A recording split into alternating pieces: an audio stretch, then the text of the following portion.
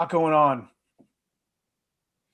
All right, welcome everyone. Thank you for joining this webinar on student athlete pay. My name is Stan Veuger with the American Enterprise. I am hosting and moderating today, but we are joined by three actual experts. Craig Garthwaite, who joins us from Northwestern University's Kellogg School of Management. Michael McCann, who's a professor of law at the University of New Hampshire, where he's also the director of the Sports and Entertainment Law Institute.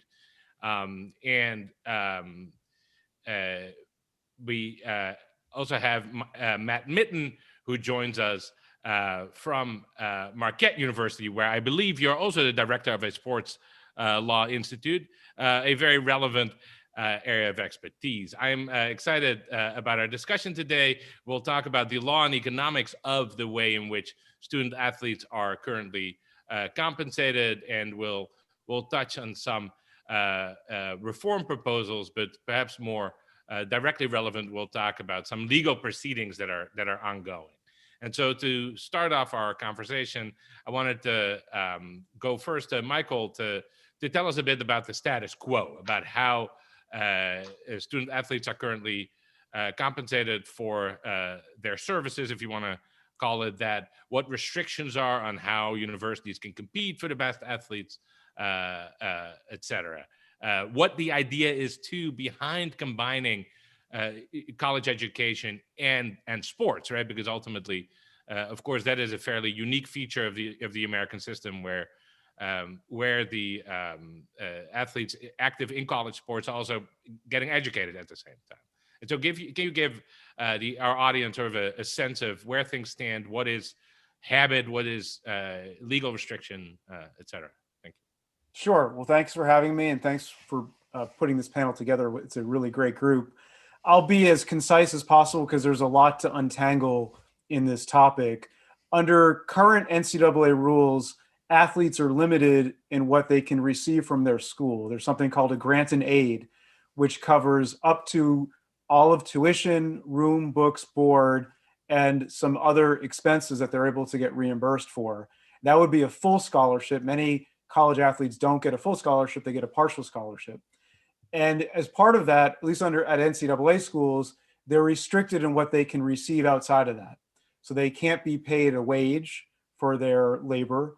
They can't currently be paid compensation from sneaker companies or apparel companies for endorsement deals. They can't hire agents. That this goes to the NCAA's model of amateurism, which is predicated on the idea that college athletes are amateurs and they're students first. And because of that, the NCAA and its members try to limit their exposure to monetary opportunities. Now, you asked about how do schools compete for high school recruits?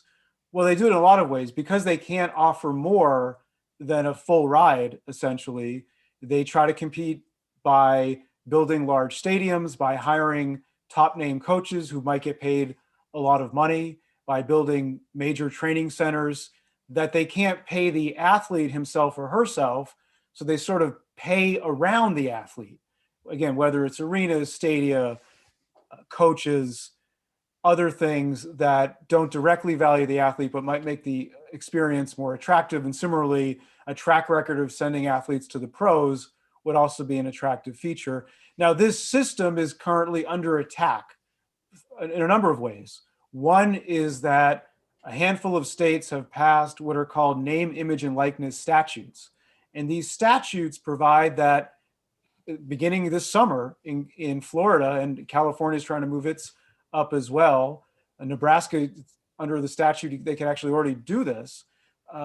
The athlete is able to hire an agent, that the school can't punish the student for hiring an agent, and can sign endorsement deals, can sponsor camps, can do other things that provide value from their name, image, and likeness. And this stems in part from the Ed O'Bannon litigation, which centered on the use of college players in video games where they hadn't granted consent and their likeness appeared in video games without their consent and without paying them.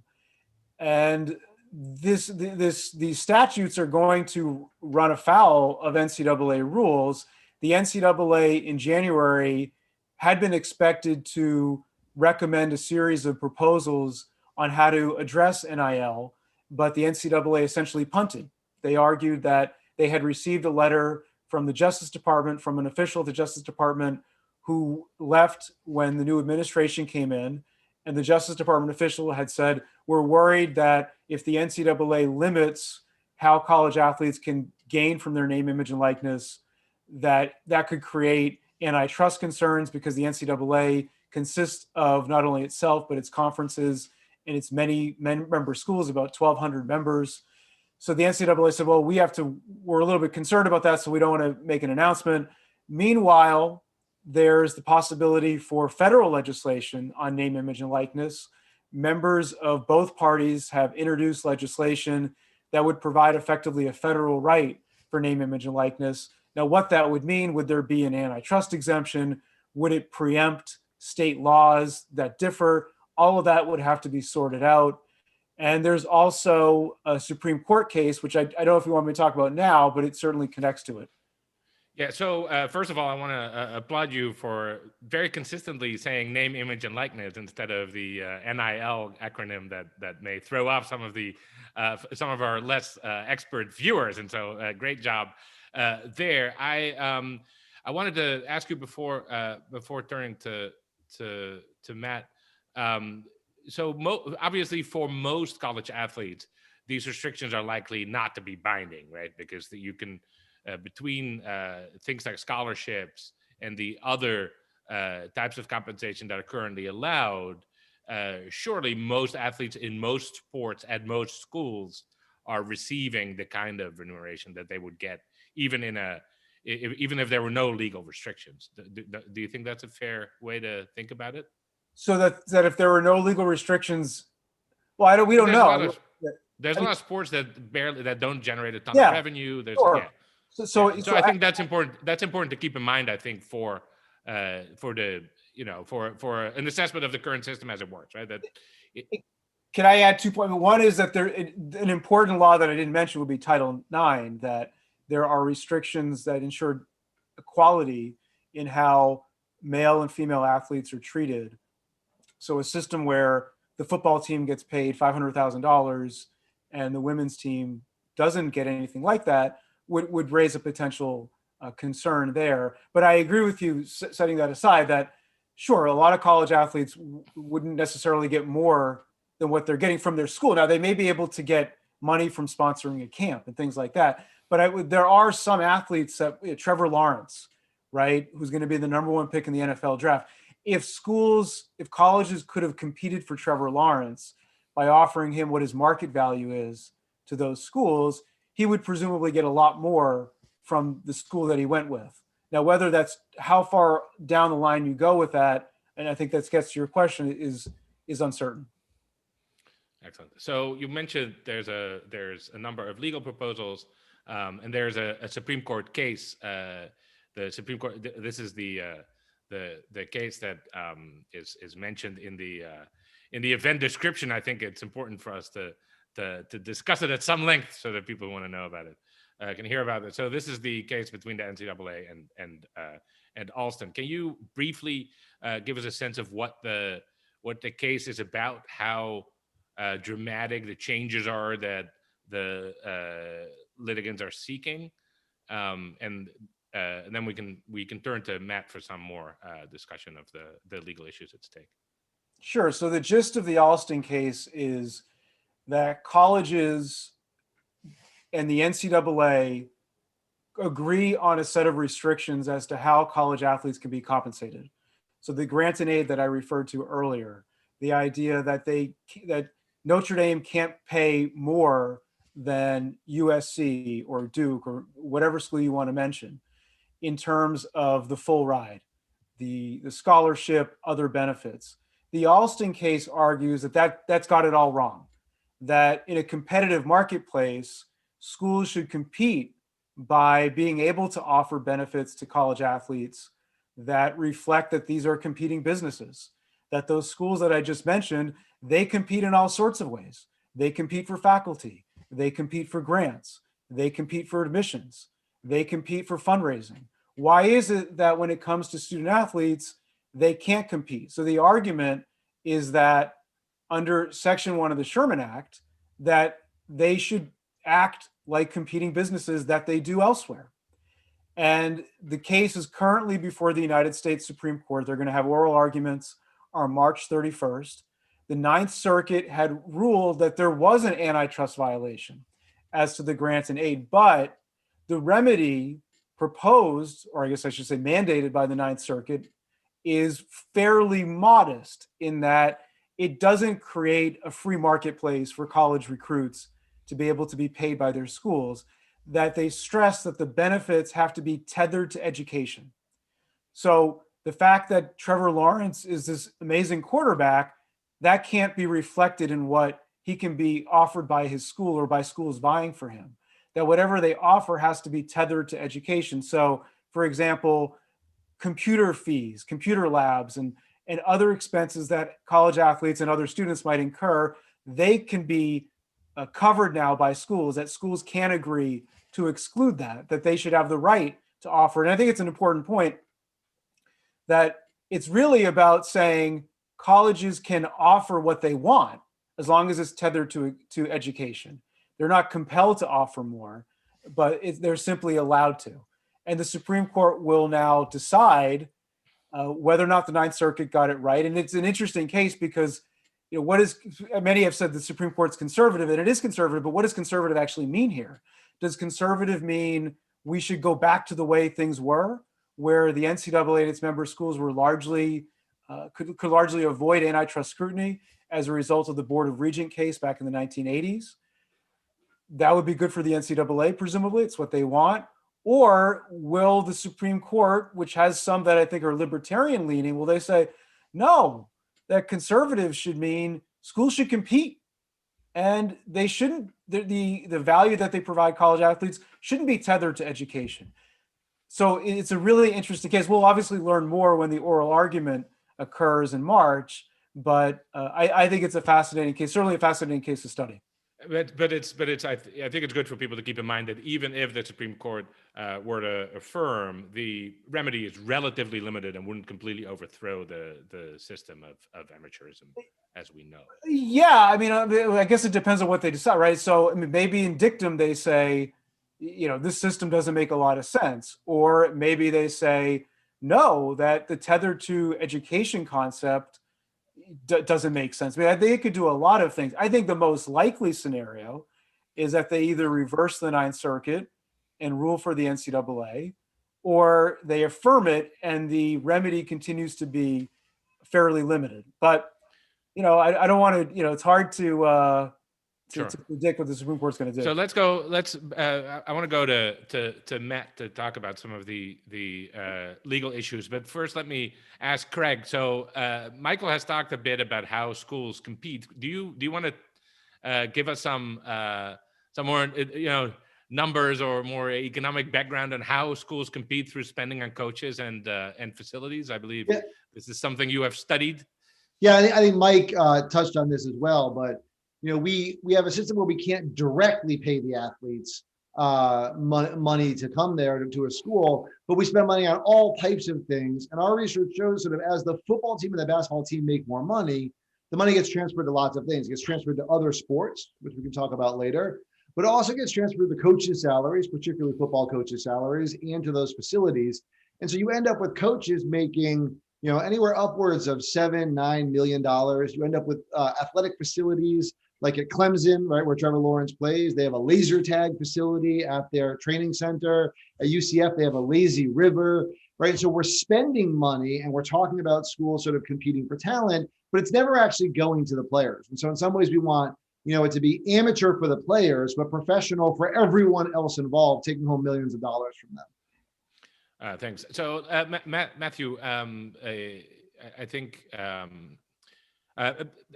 I think Michael has given us a good introduction to the broader issues at stake. Would you want to elaborate a bit on the case that's headed to the Supreme Court, and maybe focus in particular on sort of the antitrust issues and the broader implications that may have? I know that this is something you I believe, just taught your students about, or are about to teach the students about. And thank you very much.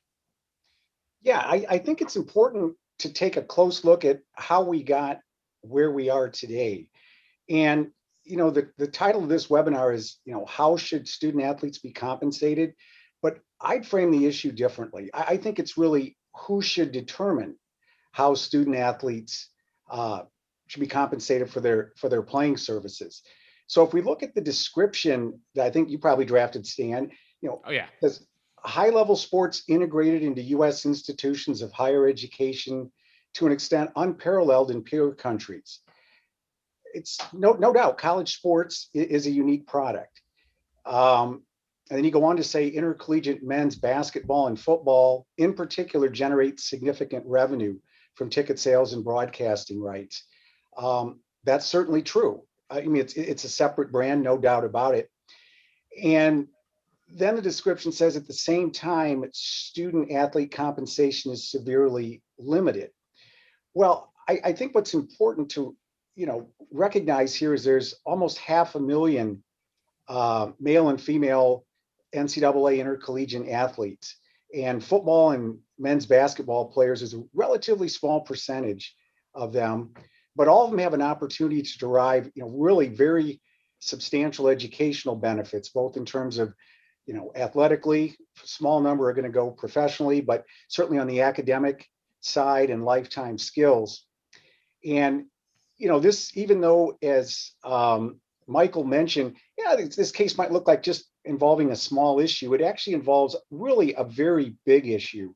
And the issue is actually, whether intercollegiate sports should be effectively professionalized through the use of federal antitrust law on a case-by-case basis, or should they be professionalized as a policy matter? And I think it's really important not to conflate those two issues. So I think, again, the important issue is who should determine the compensation student athletes get for their playing services.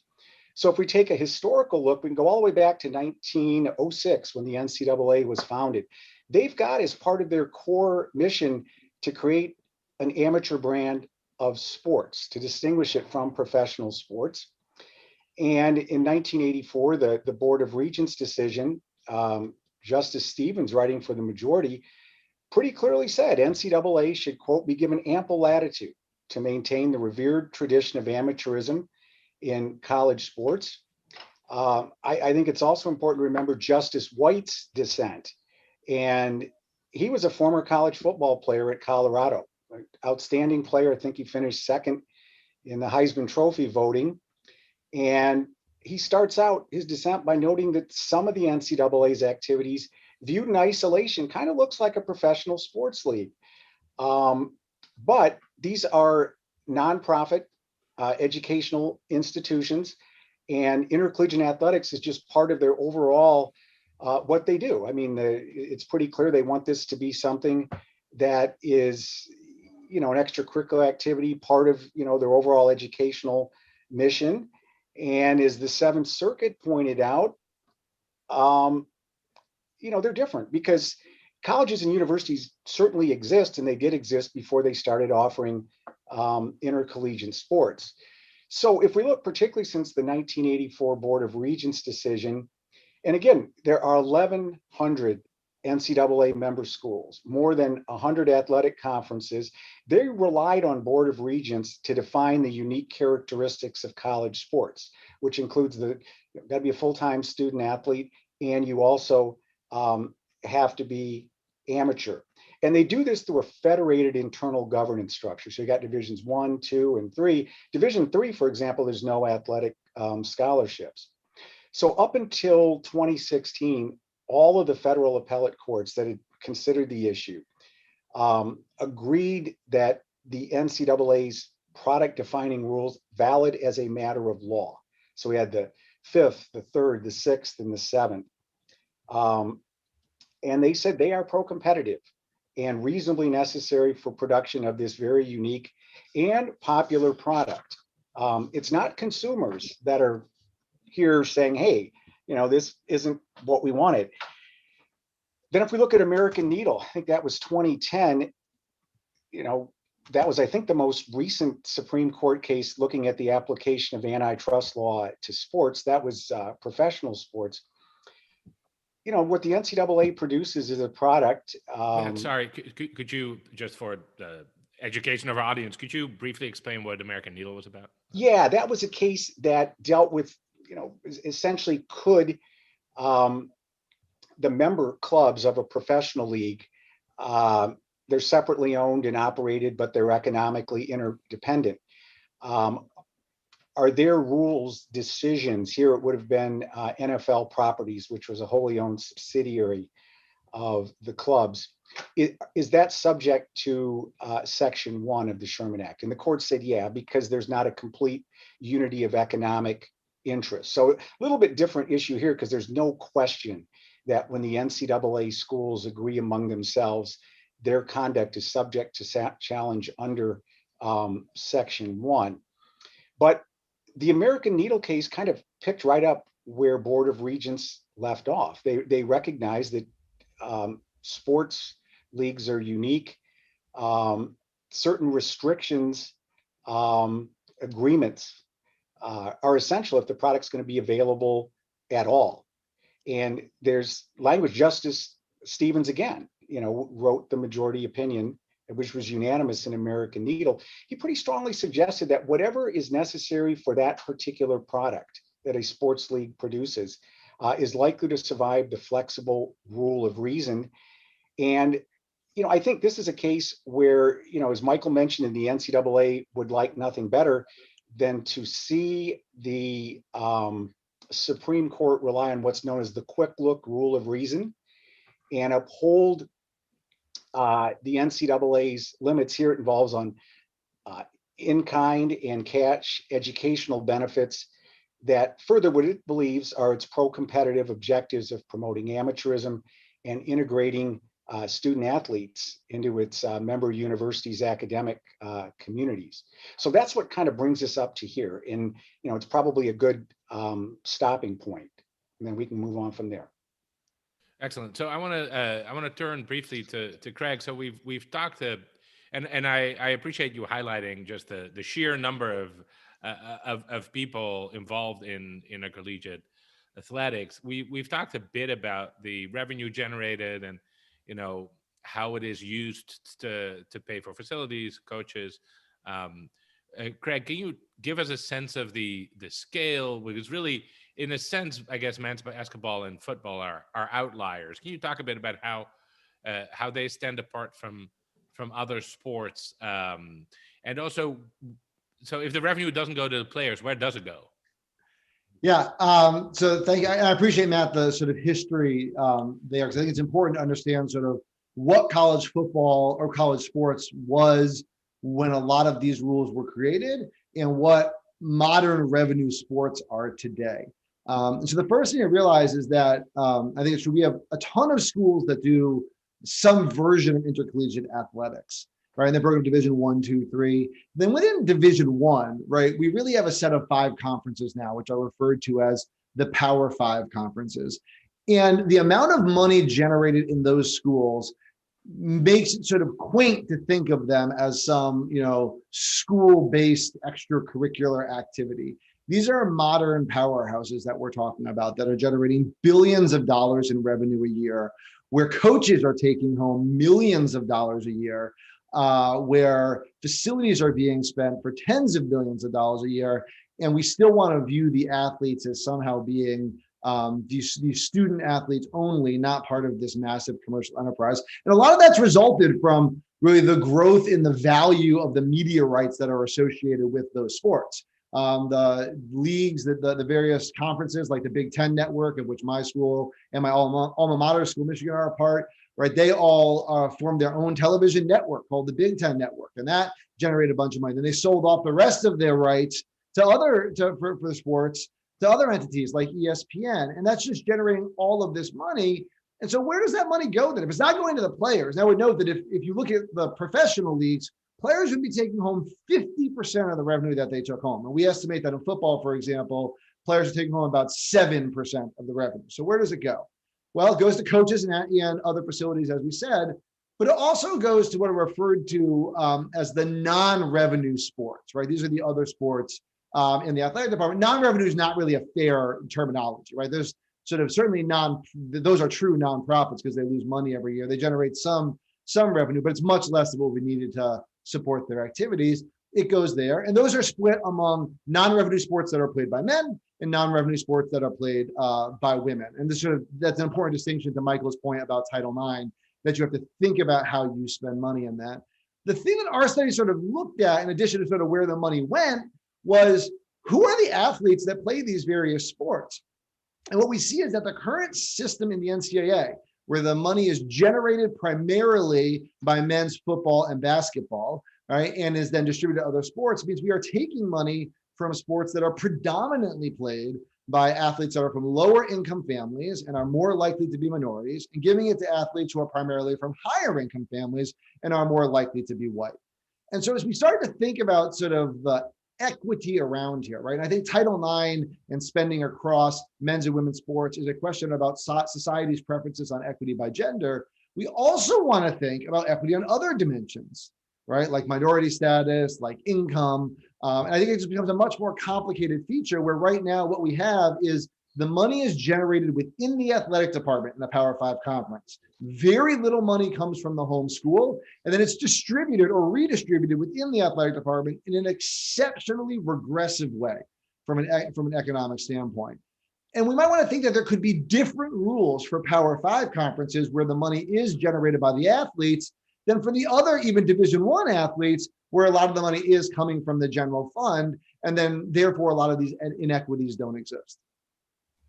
Matt, what do you think? Does that sound to you like a workable setup where, you know, the Power Five is basically singled out and different rules would apply? Does that seem like a road you think should be considered?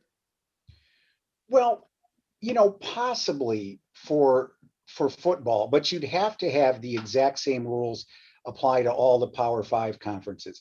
One of the things that the plaintiffs tried to do in both the O'Bannon and Alston case is say, hey, there shouldn't be any limits on compensation at the national level established by the NCAA. It should be each conference competing among itself. And that's just not a workable system. If we compare it a little bit to the professional sports model, you can't have that. I mean, if you've got the leagues, all except baseball, that have salary caps, they're all on the same footing. You can't have the richest conference, whether it's the Big Ten or the SEC, they can offer more than any of the others from a particular period. But if you step back, you'd end up with a system more similar to European soccer, right, where different national leagues have very different revenue levels, and so when they face off in the Champions League, Spanish and English teams are usually dominant, right? And so that's what you're trying to avoid here. Yeah, and you even have it within conferences. And I went to Ohio State as an undergrad, so it's kind of you've got Ohio State and Michigan have a lot bigger athletic budgets than some of the others, but it wouldn't work for basketball. Look at the basketball tournament that the NCAA puts on every year, and it's not just the member schools of the Power Five conferences. And why is that so popular? How many number 12 seeds have beaten number 5s? We even had a number 16 seed do that. So it's got to be nationally across the board. And there is, I think, an important difference here between recognizing that, yes, there's, commercialized nature of college sports. And why is that? It's because football and particularly men's basketball are very popular with consumers. And then, as Craig mentions, it's the distributional, the equitable fairness things. That might be a matter where Congress has to step in and resolve that, because courts applying federal antitrust law are supposed to look at only economic issues. And it's interesting here, the relevant market is defined as, well, it's just the net revenue generating sports. They don't consider it any broader college sports as a whole, where you could take into account the cross subsidization and perhaps get a very different result. Courts might take an even more deferential, hands-off approach. But the whole question, I think, that is raised by Alston is how much of a role, if any, should federal judges applying antitrust law on a case-by-case basis have in defining the essential product here? And this is an input market restraint, which I think is quite important to keep in mind, not an output market restraint like in Board of Regents involved, NCAA just selling all the television rights to its member schools' games, and it's not consumers bringing the suit. And I seem to recall back, at least when I taken antitrust in law school, purpose of antitrust law is to make sure consumers get the benefits of competition. And here they've got separate products. Yeah, I think that principle, I think, is under attack from a number of sides in the technology sector too, right? Which is interesting to see. But Greg, go ahead. Yeah, so I mean, Matt, I understand you're worried about sort of big schools spending more than other schools and lack of competitive balance, but effectively that's what we have now. Mhm. But if you look at college football, you've got a set of dominant schools. They tend to be higher income schools. Now, higher income isn't just enough, right? My alma mater has had trouble beating your alma mater for about 20 years now, despite having roughly similar budgets, maybe different ethics, but similar budgets. But the real problem we get into is that it becomes this self-perpetuating cycle where if you can get into the college football playoffs, you get more people to come to your school. They want the athletic success. They want the facilities you can have. There's no smaller school that's able to compete now because there's this even playing field on paying the athletes. Even in college basketball, like, yes, the 12 seed beats the 5 seed with some sort of weird irregularity, right? But when it gets down to the Sweet 16 and the Elite 8, it's primarily the blue bloods. And if it's not because, there were a bunch of athletes that could have gone to one of the blue bloods and instead went to a lower ranked team, right? There are athletes that have stayed around for 4 years and they put together a team, and they'd probably be able to do that even if they were being paid. And so I understand this point about competitive balance, but it seems like we don't have competitive balance now because schools can attract athletes spending money in all these other ways. So we neither have the competitive balance, nor do we have the equity of paying the people who are putting out a lot of the effort. And when it comes to football, I think putting out effort that really risks their long-term health, despite the fact that the money is all flowing to coaches and to other sports, coaches which predominantly tend to be richer, whiter individuals. And so I just think that this idea that we can't pay because all the conferences need to be the same ignores sort of where we are now in a reality, both in a competitive and economic sense. So Matt, I want to follow up on that with you, and then I have a question from the audience for Michael that I need to remember. But let's first go back to Matt. So when the courts look at this situation, so you say, so under anti-trust law, obviously restrictions are usually frowned upon, but are traded off against pro-competitive purposes that are sought through the what I guess in this case is a joint venture. Can you talk about how this works procedurally and to what extent the courts look at this in a substantive way, right? Whether the court itself goes and says, look, we think that on balance, these restrictions help competition in what I guess would be the market for sports on television in a certain level. Can you walk us through how this works? Because I think, and it was clear, I think in your previous comment, there's a concern, of course, that judges are going to micromanage rules and restrictions as they engage in weighing that trade-off. Can you, for people who aren't familiar with antitrust cases, can you talk us through how that process works and maybe also how it's worked its way through the courts in Alston and some of the previous cases? Yeah, so if we, the claim here is that, there's no question NCAA member schools are economic competitors for player services. And it's not just football and basketball players. It's really, across the board. And in some ways, it might be more appropriate to view the NCAA as a seller of educational services. It's like, hey, come here and, you get a full cost of attendance scholarship. It's, nothing, you don't have to pay anything out of pocket for that. So in most other industries, if economic competitors, like let's say law firms, agreed among themselves, this is going to be the maximum that we're going to offer for first year associates services, it would be per se illegal. All you have to do is prove the agreement, court would enjoin it, award mandatory treble damages. But here the courts have consistently recognized that this is a unique industry, so the flexible rule of reason applies. So it's up to the plaintiffs first to show, hey, these rules, these NCAA rules limiting the economic value that student athletes currently can receive from colleges and universities to full cost of attendance, that's anti-competitive. Then the burden shifts to show, for the NCAA to show how is it pro-competitive. And the justifications that have been accepted here is maintaining amateurism, whether you view that as a separate pro-competitive economic objective or a very important component of the brand differentiation part of it. And then the academic side of it. And up to there, we're okay. But then then the next part is that, well, okay, is there a less restrictive alternative that could achieve one or both of those pro-competitive objectives?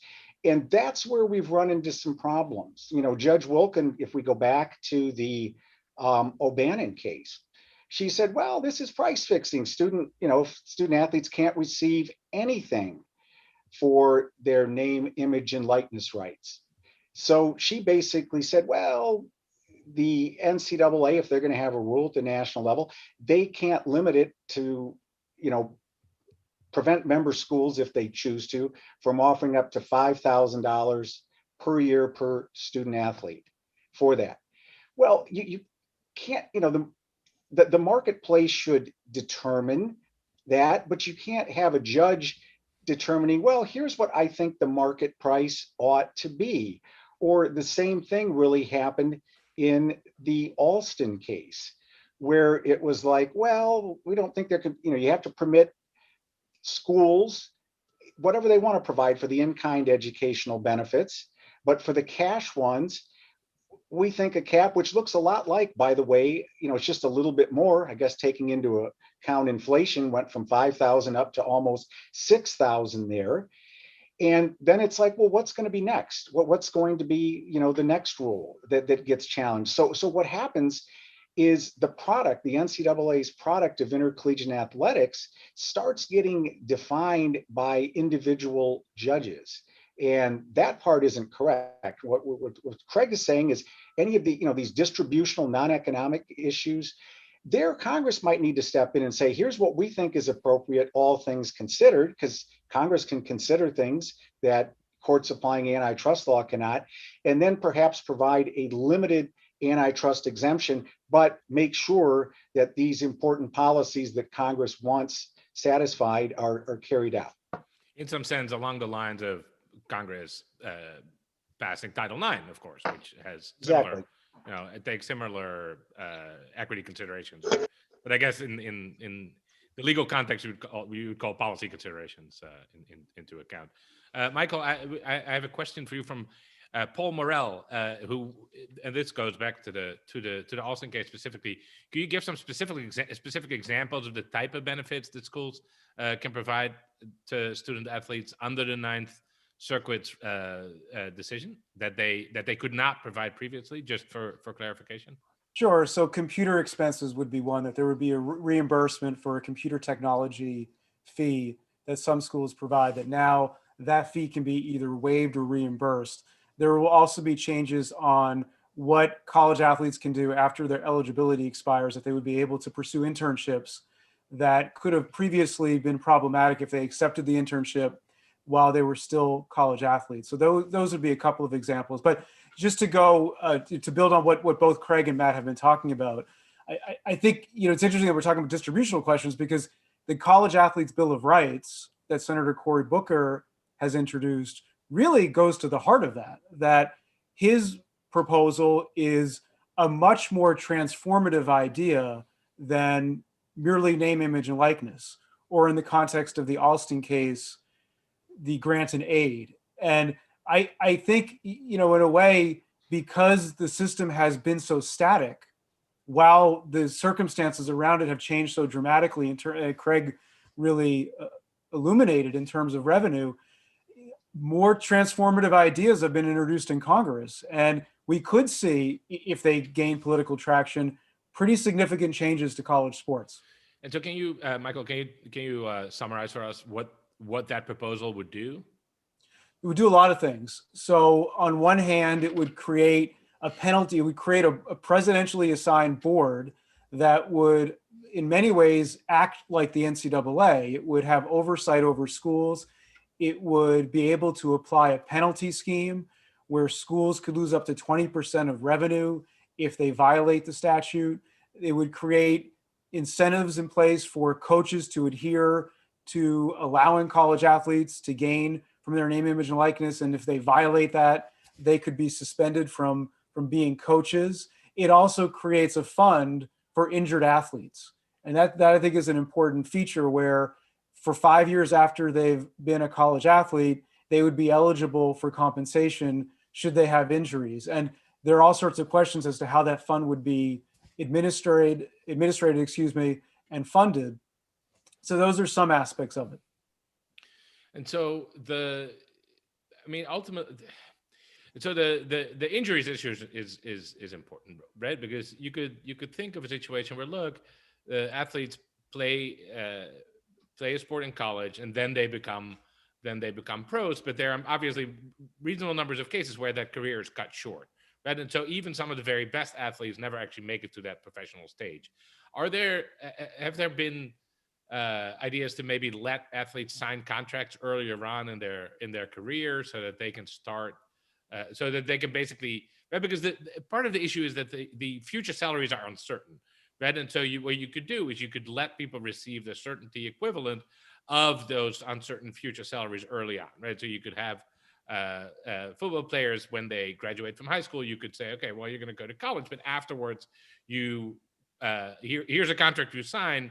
You go to an NFL team, but you have some amount of money secured. Has that ever been considered? Because I feel like a lot of the injustice that people see in the current system is driven by that, right? That you have basically a waiting period during which all things may happen that will undermine your ultimate compensation.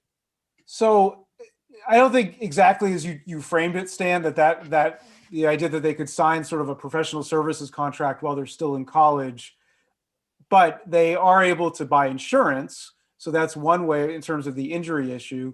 And secondly, at least in the NHL with hockey, players can be drafted and then go to college, and they go to the NHL when they're ready, when the team says we'll offer you a contract, and if the terms are good. Very different with the NFL and NBA that we've talked about with men's basketball and football, where that's the main driver of revenue in the NCAA. In both of those leagues, now those leagues are separate. They negotiate eligibility rules with the union. I mean, it's a very different framework from college sports. And of course, in basketball, players can skip altogether. And so they can. So they have to be in the NBA 19 years old plus 1 year out of high school. Previously, they were able to go directly from high school, but they could skip college basketball and go play in Australia or play in Israel or Spain or play in Spain. Exactly. So whereas in football, it's a much more constrained market, where college football really serves as a de facto minor league for the NFL. And for the NFL, of course, it's beneficial because they're not paying for it, right? And so you could think of workarounds that work, at least for the top athletes, right? You would still end up with the reasonably large number of college athletes who do not end up going pro, but who do play in the significant revenue sports. Yes, but it would require a big change in amateurism rules, that they could essentially sign a contract before their eligibility is up. But there's no question that idea, I think many would say, is logical. And would it betray the foundation of amateurism? I guess it just depends on how you define amateurism. Yeah, and it just seems like, but one way to address at least some of people's concern is to remove the most egregious situations from the realm of the possible, right? So players that get injured, or really the very best players and the like. So Craig, I know you have some views on some of these reform proposals, in particular the Veuger proposal. I know I know you've thought about. How would you, obviously as an economist, the way you would like for the world to work is you design how everything works, and then the people follow your design. How would you design this world if you could? Well, I guess what I'd like to do is, instead of, a lot of the proposals are about taking one set of external regulations for this market and replacing it with another, at times even kludgier set of regulations for the market. I have to say, I was a little skeptical. I'm a little skeptical about this presidential board that's gonna. Yeah, and Michael, if I'm right, the way the Booker and Blumenthal bill works is that they would be taking all the money in all of Division One, gathering it together at revenue, and then sharing it back out among all of the players. So you would take, the punter from, Northern Iowa, or, pick some non-Power 5 conference, is going to get the same payout as a starting quarterback for Ohio State University. And I just think that doesn't make a lot of sense if what we're trying to do is match the economic contribution of the athlete to the return that they're getting. But it does address, Craig, sorry, but it does address some of the equity concerns you mentioned earlier, right? Because the money would stay within the sport. You don't have this subsidy that goes from, sports that are with many players that are relatively low income and much less likely to be white.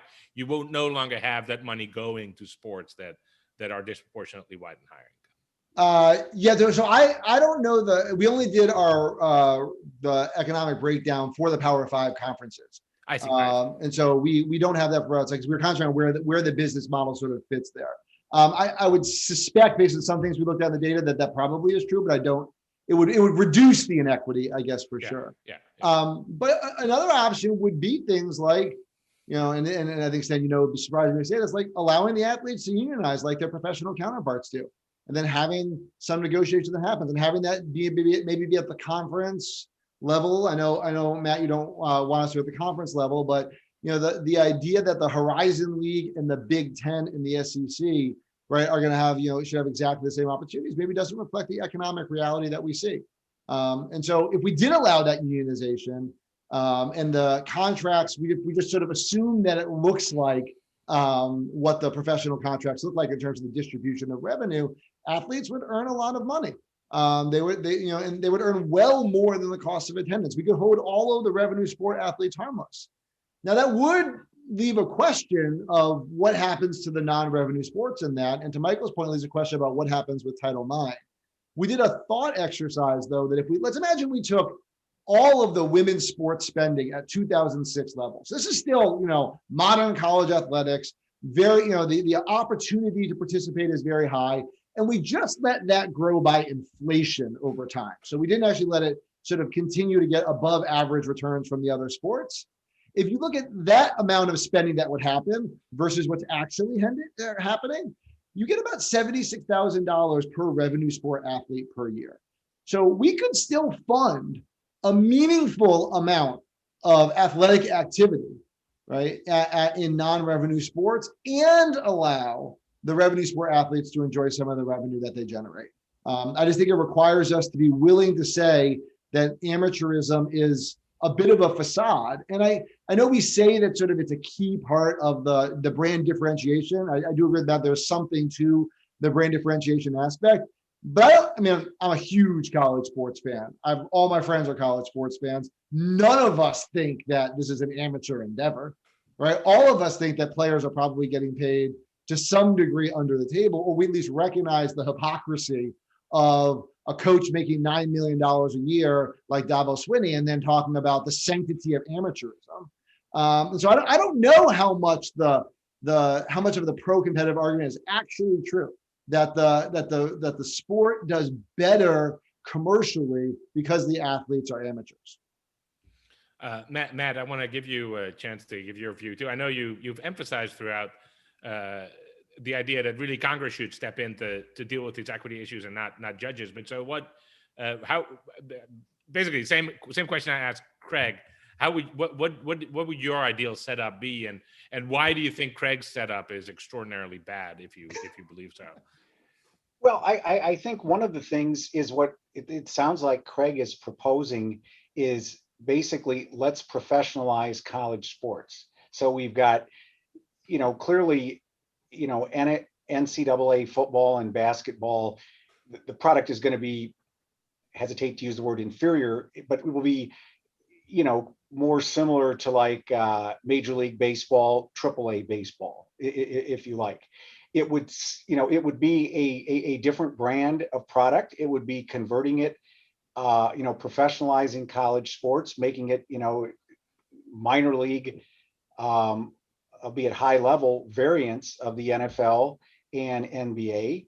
And then I guess the question is, well, why, if we're going to do that, why even require that those who are playing football and basketball for Big Ten schools or anyone else, why do they even have to be student athletes then? I mean, then totally we're just basically saying, you know what, the whole objective of this is just to pay student athletes, make sure they get their cut of the pie, so to speak, which some would say that they're not getting now.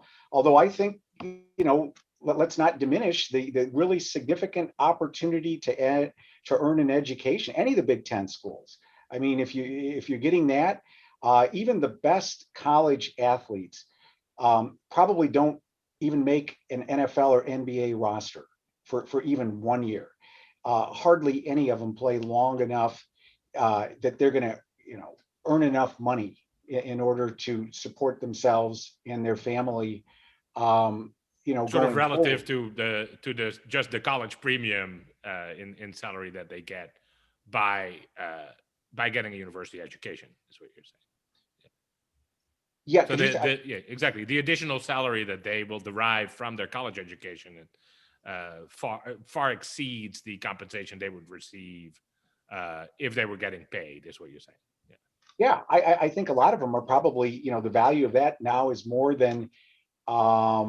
But again, we would be just totally throwing out what has been a very popular, different brand of sports competition. And I think what would happen is schools would just say, okay, we'll offer the, maybe football, men's basketball, a couple other sports, the minimum necessary for Title IX.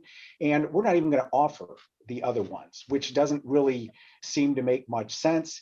And if we're really worried about the distributive fairness and some of the political and social issues, Congress can come in with a very narrow law. I mean, the Booker Blumenthal one is way too broad. There's way too much in there. I think on NIL rights, I think pretty clearly there needs to be one national uniform rule. There's no real need for states to get involved in it. And that would, I think accomplish a number of objectives. I mean, even though that would be not pay, but the revenues one would get from licensing name, image, and likeness rights could be quite substantial for some athletes. Maybe they'll stay in school a little bit longer, get their degrees. But I think things are moving really in a good positive direction if we look from where we were at in 1984 with the Board of Regents up until now. And so one thing I think, the thought experiment that you're doing, both of you, either implicitly or explicitly, is what would it look like if college football basically became sort of a second division of the NFL, right? Would that be a better product or not? Right? I think that is, and the NFL could set up a second division if they wanted to, right? They could have a league for younger players. And then the question, so to some extent, the pro-competitive argument is that the current product then NCAA produces is much better than that kind of second division of the NFL would be. I think that's one way to think about it. Greg, sorry, go ahead. I guess I would. So we don't know if that's actually true. I think there's maybe in the beginning when we started that's true, but we're at an equilibrium now where people care about their college teams, and so that is the world we're in, and we're not necessarily going to move off that equilibrium. I guess I would buy this entire argument about the need to keep the amateur status is purely about pro-competitive. If the NCAA placed any limits on the salaries that they paid their own staff, that they paid athletic administrators, that they paid college coaches, if there were any restrictions on the pay that was going to anyone except those athletes, I think it would be better. And I don't think we want to talk about the fact that we're professionalizing college sports. I think we're admitting that this is effectively a professional endeavor at this point, that what we demand of revenue sport athletes in terms of the amount of time and the sacrifice that they put in, that often means, by the way, that they can't truly take advantage of the educational opportunities because it conflicts with the responsibilities that they have to keep their scholarship and keep their place on the team, right? We should just admit that it's professional, or we should, make it amateur all the way down, right? No more $9 million salaries, no more multi-million-dollar packages for athletic administrators, no more Mark Emmert taking home $1 million a year or millions of dollars a year. If that was the case, then I would buy this. We're really trying to keep the sanctity of amateurism. But it seems like a lot of what's happening for the NCAA is they want to keep it amateur and then enjoy all of the excess rents themselves, or a disproportionate share of the excess rents themselves. Excellent. We have about 3 minutes left, and I think we can use those 3 minutes to answer a question from the audience. I will ask all three of you to respond to the question quickly. What is the panel's view of the Knight Commission's recent recommendations to separate FBS football from the NCAA in order to unify the sport under one governing structure and keep all other sports in the NCAA with basketball as the organizing sport rather than football? So separating the FBS from the NCAA. Craig, what do you think? I think it's a good first step. I would go even further and then separate the Power Five out from the rest of the FBS. Matt, what do you think? I'm kind of skeptical of it, because then you're going to have, well, how are you going to structure your athletic department? It's like, okay, we have football over here, and then we've got all the other sports here. I'd have to know much more about it, but my initial reaction is very skeptical. And Michael? I think the concept makes some sense.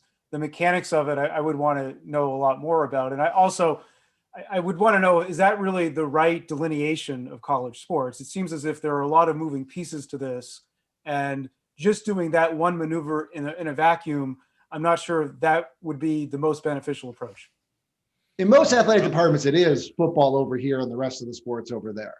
So we're already doing that. They have their own training staff, their own facilities, everything. But it's not, UNH, it's hockey, right? So there are some exceptions, but you guys wouldn't be an FBS, would you? No. Yeah. So I see. Well, the some other thing, skepticism about this proposal. Matt, last word for you. Yeah, I just, Craig, I think we got to be careful not to conflate commercialized nature of college sports with professionalizing it. That'd be important distinctions. And the other thing, I've got a lot of non-revenue generating sport athletes, male and female, in my sports law classes. And you talk to any of them, and I think they work just as hard with their sport as the football players or men's basketball players. I'm sure they do, but we don't pay people based on how hard they work. We pay them on the value they create. All right. On that labor theory of value related discussion, thank you all very much for participating. I hope this has been enlightening for our audience. It certainly has been for me. And thank you very much for joining. Have a good Thank you. evening. Thanks. Thank you. Bye now.